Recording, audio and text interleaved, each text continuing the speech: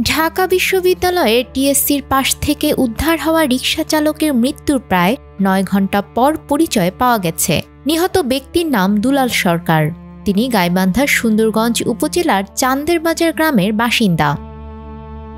ঢাকায় ভাসমান অবস্থায় বসবাস করতেন ৬৫ বছর বয়সী দুলাল সরকার এবং রিকশা চালিয়ে জীবিকা নির্বাহ করতেন। বান্ডেল থাকলে প্রতি সেনমানিতে টাকা বাঁচবে।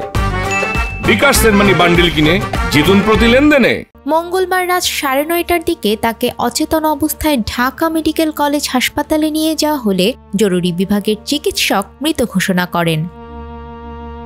শাহবাগ থানার উপপরিদর্শক মোহাম্মদ মিঠু ফকির জানান, গতকাল বিকেলে টিএসসির যাত্রী ছাউনির পাশে নিজের রিকশার উপর বিশ্রাম নিচ্ছিলেন দুলাল সরকার। দীর্ঘ সময় সাড়া না পেয়ে আশেপাশের পথচারী ও শিক্ষার্থীরা পুলিশকে খবর দেন।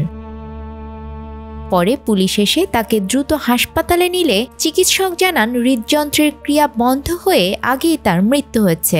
মরদেহটি জরুরি বিভাগের মর্গে রাখা হয়। তিনি আরও জানান, গতকাল দিবাগত রাত ৩:৩০টার দিকে ওই রিকশা চালকের পরিচয় নিশ্চিত হওয়া যায়। তার পরিবারের সদস্যরা ফোনে পুলিশের সঙ্গে যোগাযোগ করেন।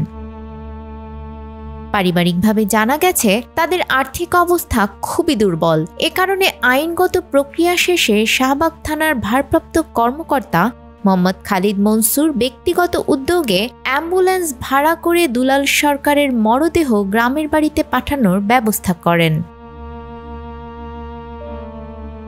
নিউজ ডেস্ক, আমাদের সময়।